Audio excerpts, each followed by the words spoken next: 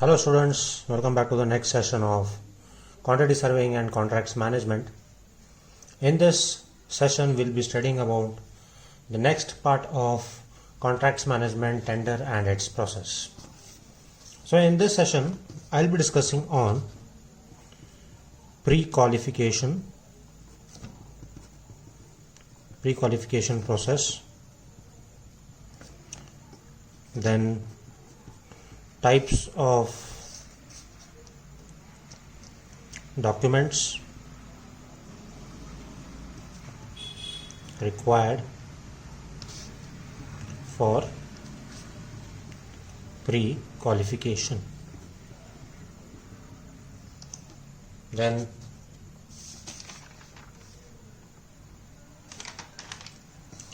I'll be discussing on contractors estimation and tendering process. So we'll discuss these two parts in today's video. So let's start with what is pre-qualification process. So pre-qualification process is taken care by the owner who is going to give away the tender or the project to the contractor. So in pre-qualification process, what we have to do is we have to select the correct person to take up any particular project that is to be done. So in pre-qualification process, the owner has a lot to stake. So he should be very cautious at the very beginning of the processing of any construction, right? So he should be very much aware that if he takes any wrong decision in the very beginning itself, then such as choosing a contractor, then the project may not go so well as it is planned. So in pre-qualification process, first is owner should be cautious. Owner should be cautious and no wrong decisions are taken. No wrong decisions are taken.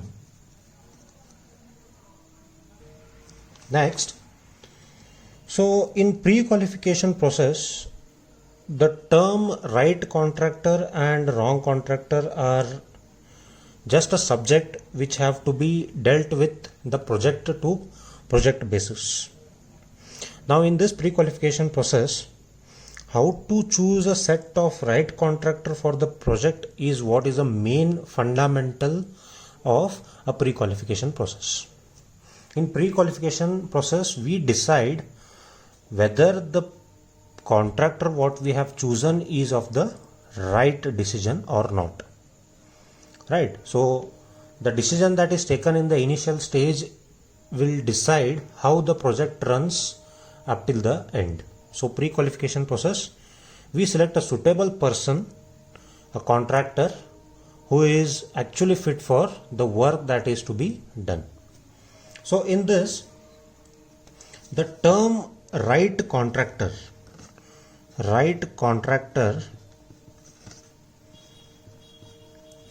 is nothing but it signifies fitness of purpose, right? So what purpose that contractor is meant for is what is the right contractor. Fitness of purpose for what? For proposed project.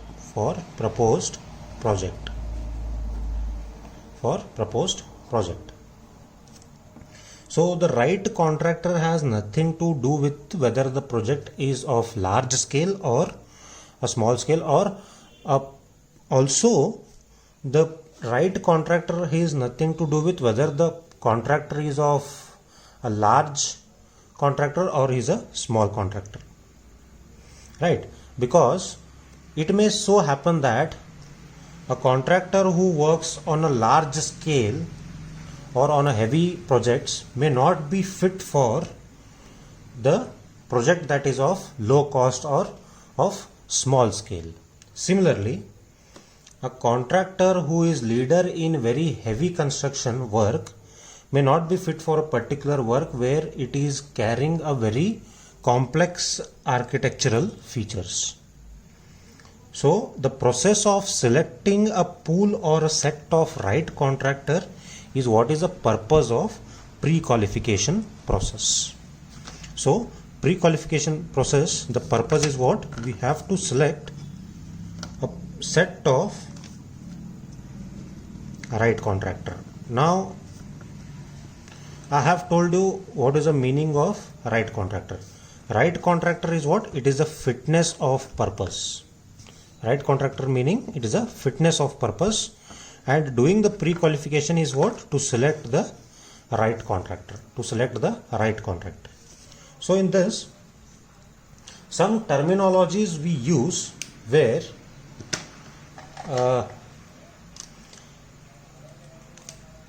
some terminologies and processes that are closely served for pre-qualification process. Those are what? So one is licensing. So licensing of the contractor, then registration of contractor is important, then enlistment of contractors, and rating and grading of contractor is also essential for pre-qualification process. Right, so these are also some terminologies that are used for what? So the pre-qualification process. Now in pre-qualification process, some of the organizations, what they follow is, they follow the pre-qualification process by specifying the limit of contract value. So this is one way of carrying out the pre-qualification process, that is limit of contract value. Right. So we have, when I say contractor, I include all the contractors that come in civil line. Now when I want any work to be done, what I'll do is I'll fix up the contractor value. So suppose if my project is of 25 crore rupees worth, then when I fix up the contract value, now suppose a contractor who is working for a small scale constructions, so he may not turn up for the project that I have notified, right? The contractor who is capable of handling the projects of 25 crore may turn up. So in the initial hand, I have pre-qualified the contractors of my requirement. So all the contractors are automatically filtered out. So I am considering the contractors of my contract value. So some organizations, what they do is they follow this. They limit the contract value depending upon the type of work. So the contract value may start like 5 CR, so 5 to 25 CR, and more than 25 CR. Now which contractor fits in which of these values? Like the contractor, if he is able to handle projects more than 25 crores, is automatically shortlisted. A contractor who is between this range is shortlisted. Contractor who is up to this range is automatically shortlisted, right? So one who can manage more than 25 crores is eligible for all three. But again, as I said, fitness of purpose again plays a important role, right? So in this pre-qualification process, so announcement is done by advertisements.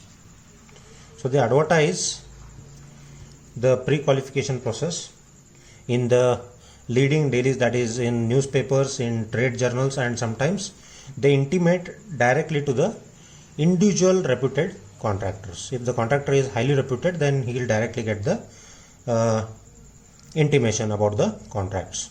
So this is what is carried out in pre-qualification process. So after pre-qualification process, now once the pre-qualification process is done, so after pre-qualification process, the owner and the contractors have to fill up the different information required for the purpose. Now owner undergoes a pre-qualification process. Suppose if I am the owner, I'll carry out the pre-qualification process. After doing the pre-qualification process, what I'll do is I'll select the contractor of my choice who can fulfill my requirements. Once the contractor is finalized, so contractor has to fill up the different information required for the purpose. Now what are the different documents that he has to fill is, first one, he has to fill some documents. So documents required for pre-qualifications are what they are. So letter of transmittal. So letter of transmittal. What is this letter of transmittal? So in order to maintain some uniformity, so sample of letter is to be submitted with the pre-qualification documents. So in this letter of transmittal, the applicant, say the contractor, has to write his name, address, and some pre-qualification documents are attached along with this letter of transmittal. Right. So after letter of transmittal, the second document he has to provide is power of attorney. So power of attorney is the second document he has to show. So the copy of power of attorney stating the signing authority is also required to be furnished along with the pre-qualification document. So power of attorney is, suppose if a contractor is working from some firm, right? So there is a big XYZ company who will showcase a person from their company to take up that particular project. So the person whom they have showcased from their company, or a person who is been represented from that XYZ company, should have a power of attorney such that he happens to be the single point of contact between their company, representing his company, and dealing with the owner. So any signs like approvals, releasing of the fund, all those things, it should be with respect to that particular person. So that is what is power of attorney, acting as an owner on behalf of the company. So third document is financial information. So financial information, in this what we require is, the company has to provide the statement of the financial information about the individual contractor or the organization.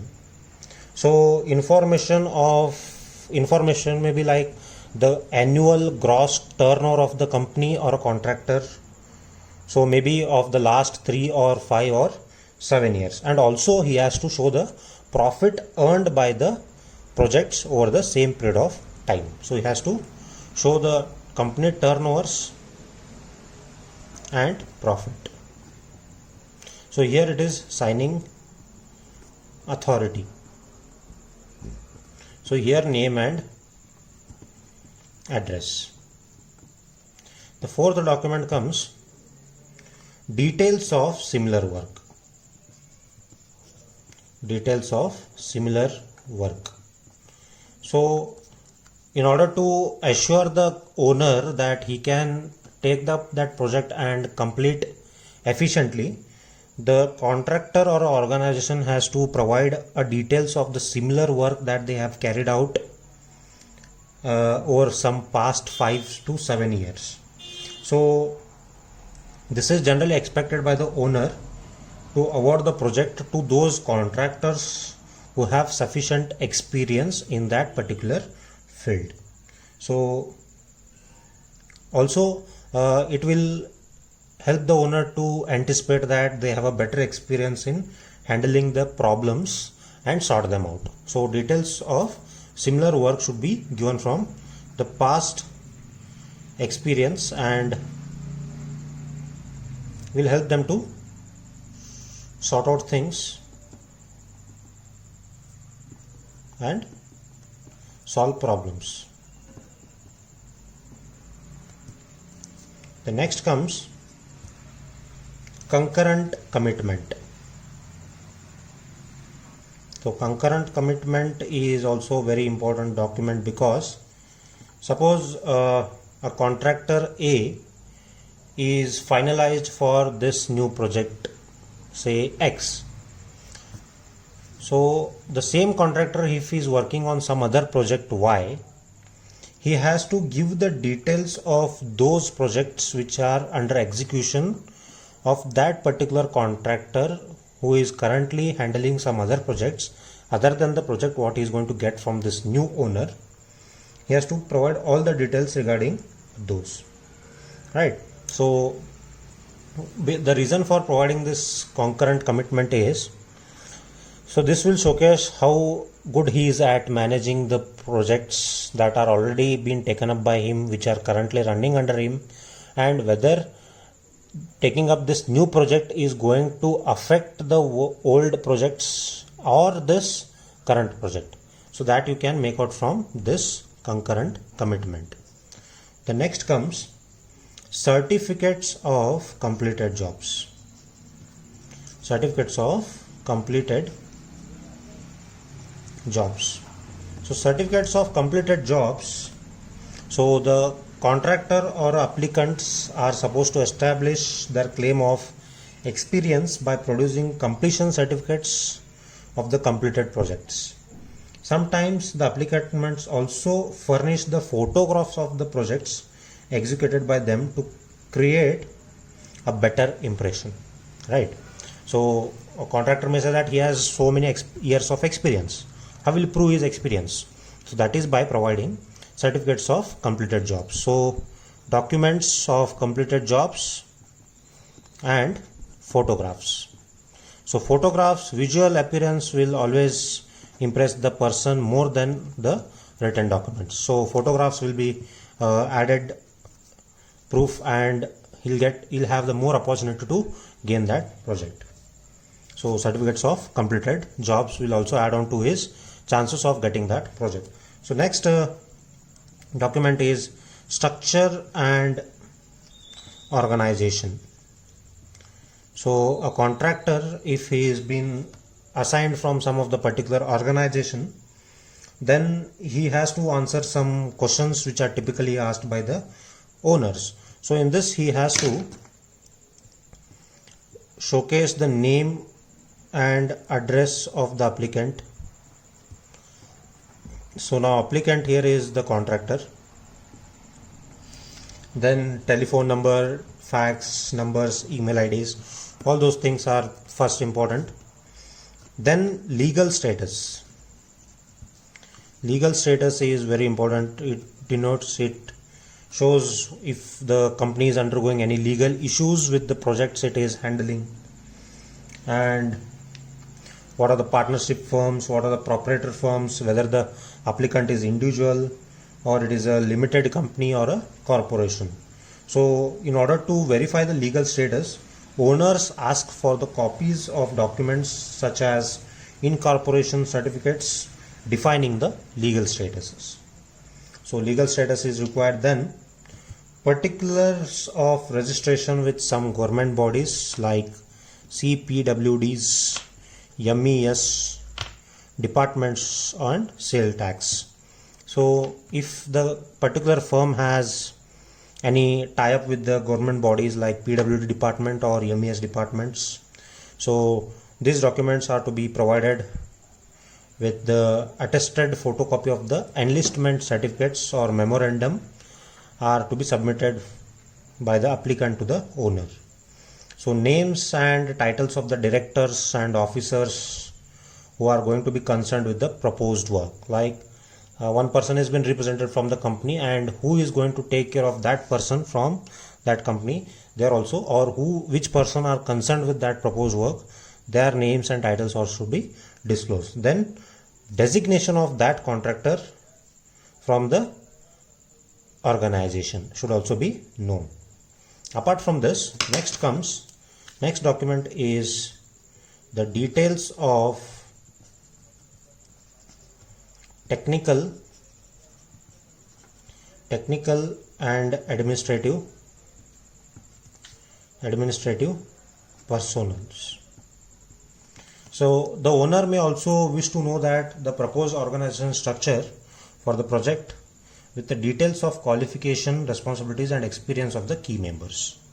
So if some designers are being assigned from the organization, say suppose for any particular project we require some project management person, structural engineers, design engineers, planning engineers, site engineers. If all these engineers or personals are being assigned from the organization, then details of their technical backgrounds and administrative personals details are also required. How many, what is the qualification, what are the responsibilities, what is the experience of those key members is required in details of technical personals. Then also the last one, the details of plants and equipments. So what are the owner may also interested in knowing the availabilities of the required plants and equipments with the applicants. So what all plants and equipments the contractor has are also required by the owner.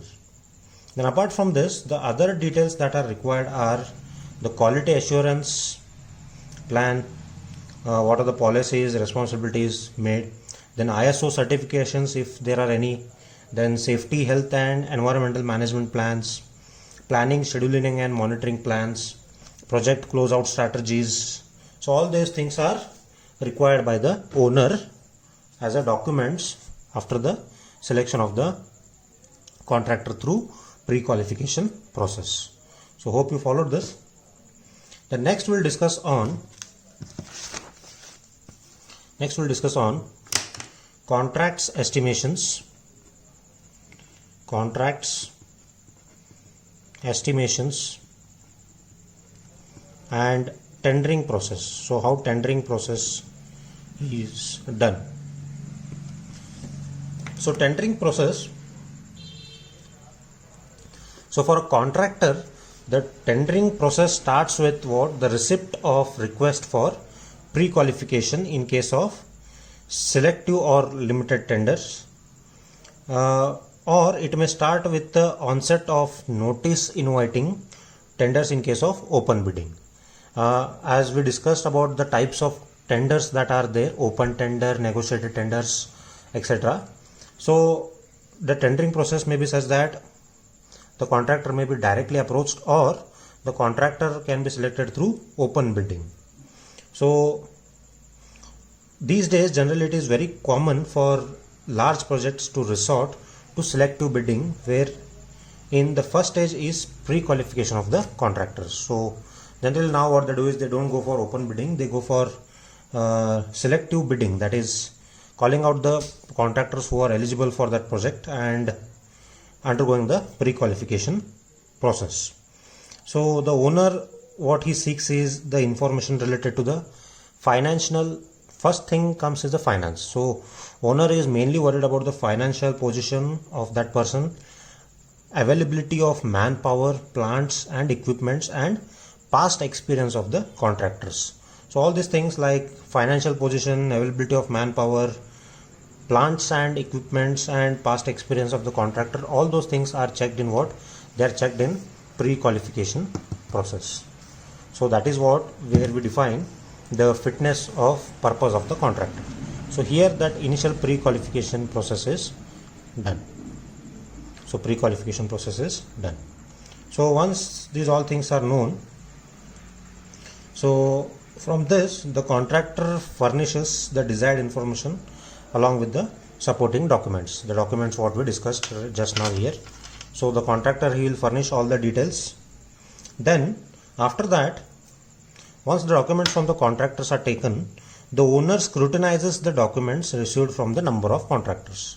So owner starts scrutinizing based on his purpose or the owner's purpose, what are his purpose and whether the contractors are able to fulfill his purpose. Based on that, he starts to scrutinize the documents. Then the owner shortlists set of usually 6 to 7 contractors based on pre-decided selection criteria. So Generally when the owner goes for calling out the tender, he'll be having some pre-qualified or pre-decided selection criteria. So based on selection criteria, he'll finalize some 6 to 7 contractors on the said criteria. Then these contractors are called pre-qualified bidders for a given project. So suppose there are 10 contractors who have approached initially. From that, the owner will select 5 contractors. So those 5 selected contractors are called as the pre-qualified bidders for that given project. Then in case of suppose in case a contractor pre-qualifies in the pre-qualification process, then those selected contractors will be intimated to collect the tender document at the appropriate time when the documents are ready. Then the contractor has an option not to bid for the project even if he has pre-qualified for the project. So even the contractor has an option, even if he has pre-qualified, he has an option for not to bid for a project even if he is pre-qualified. However, it is not very common decision to not to participate in the bid at this stage. In this case, the contractor decides to take part in the bidding process.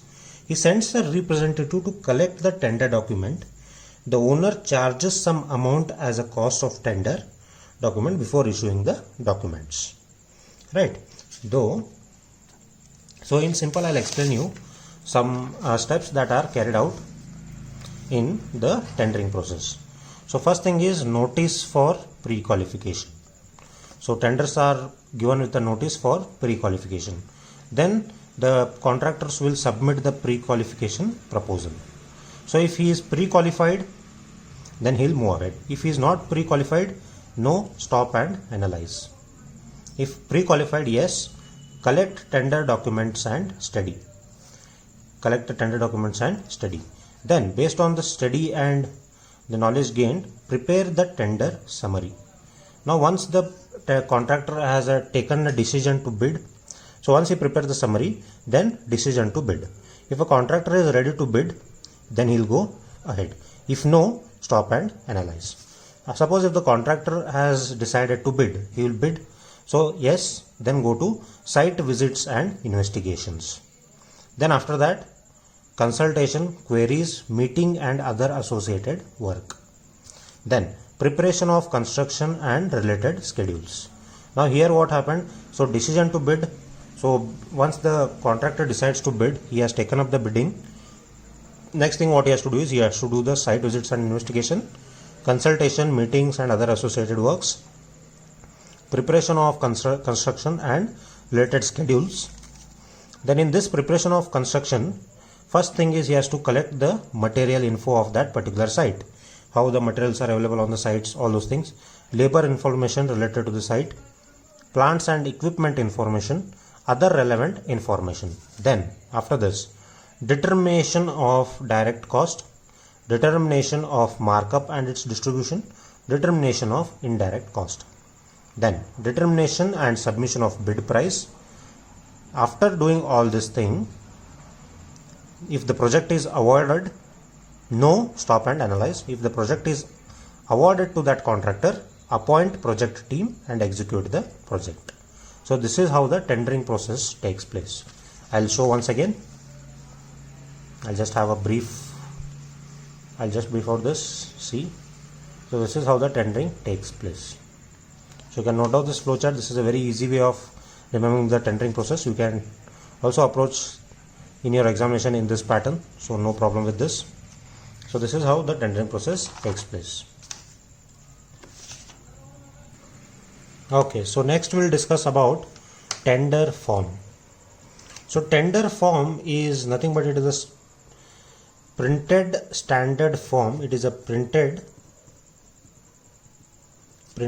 standard form of contracts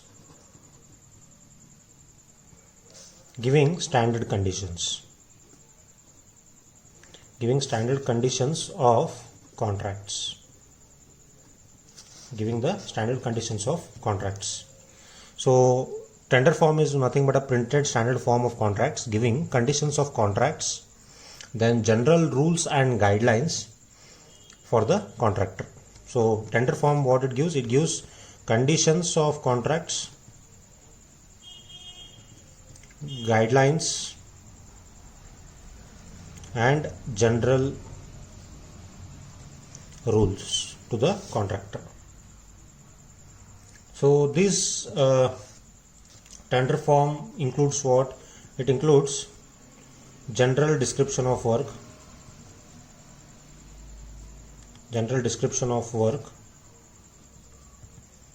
estimated cost,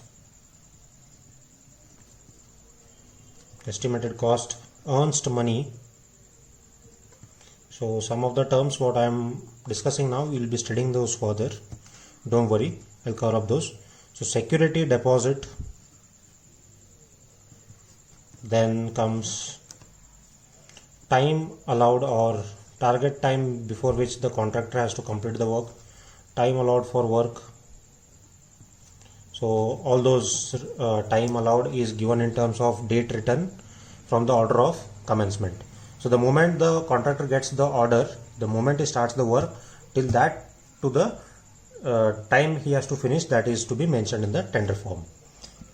Then signature columns of all the contractor before submission of tender, signature of the witness to the contractor signature and signature of the officer by whom it is accepted. This is a part of tender document. So the price of the tender form is given on the form. So this is nothing like a bond. Then so these tender forms are purchased on cash payment from the offices inviting the tenders during the office hours on all working days. So these are purchased during office working days.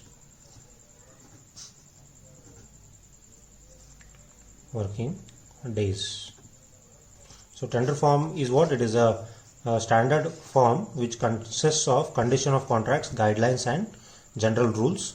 So things that are involved are general description of work, estimated cost, earned money, security deposit, time allowed for work and signature of the contractor at the time of submission, signature of the witnesses of the contractor and signature of the officers by whom it is accepted. So these all things are included in the tender form.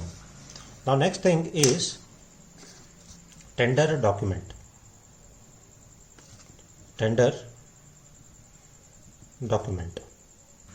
So in tender document, is generally it is to be prepared and submitted or issued to the tenderers before inviting the tender. So this is prepared and issued to the tenderers before inviting the tender. So tender document is one which is prepared, submitted or issued to the tenderers before inviting the tenders. Now what all things does this tender document involves? So this tender document involves detailed specifications of work, and material to be used. Right, so owner will specify the detailed specification of the work and material to be used. Then also complete set of drawings with the details of various parts. So complete set of drawings are given. Then thirdly, general conditions of contractor. So general conditions of contractor. Then any special conditions are involved. Then schedule of quantities, that is various item of works, approximate quantity of work under each item of work is what is involved in schedule of quantities. Then location of work is mentioned. then name of division in which the work is situated. Name of division means which area the work is situated in, or which division, like it comes under irrigation division, PWD division, minor works, major works, that is situated, right? So name of the division under which it is situated. So then comes the rates of steel. So rates of material is mentioned in this. So rates of steel and cement, if they are to be supplied by the departments, then higher charges, this is required for transportation, so that is transit of materials. So rate of charges of lorries, tools and plants, that is to be issued from the department is mentioned in this. So conditions regarding employment of technical personnels, so conditions of employment is given in this. Then location of water point, supply point for power. So location of water point, water and power point is given. The period of completion of work, time period is given, time period is maintained in this. Time period of work, time of completion at each stage of work is also required, each stage of work. Then amount of earned money deposit and the form in which it is to be deposited. So earned money I will discuss in later, what is that earned money. So earned money deposit and in what form it is to be deposited is given in that document. Then comes the name of the authority that is accepting or rejecting the tender. So name of authority who is going to accept or reject the tender is given in the tender document. Then conditions of penalty for slow progress and non-fulfillment of the condition of contracts. So conditions of penalty, that is terms and conditions, what are the pros and cons if the contractor doesn't go according to the scheduled plan, is what is given in this. Conditions of penalty is mentioned in this particular case. Then in case of any dispute, the procedure to be followed for attribution and designation of the attributor to whom the reference is to be made is given in this particular tender documents. So any dispute, so what are the procedure to be followed is also given in this tender documents. So these are the documents. Generally these are the points that are considered in the tender documents. So these particular points what are included in the documents are called as the tender document. So it is prepared and submitted to the tenderer before inviting the tender. So this is all about the tender form, tender documents, how the tendering process is taking place. So what are the steps involved in tendering processes? What is pre-qualification? What are the documents that are to be provided by the contractor during the pre-qualification process? So this was what all was discussed in this particular session. Hope you liked this. So if you do like this, please share, subscribe, and do hit a like button there, and please share with your friends. Thank you very much.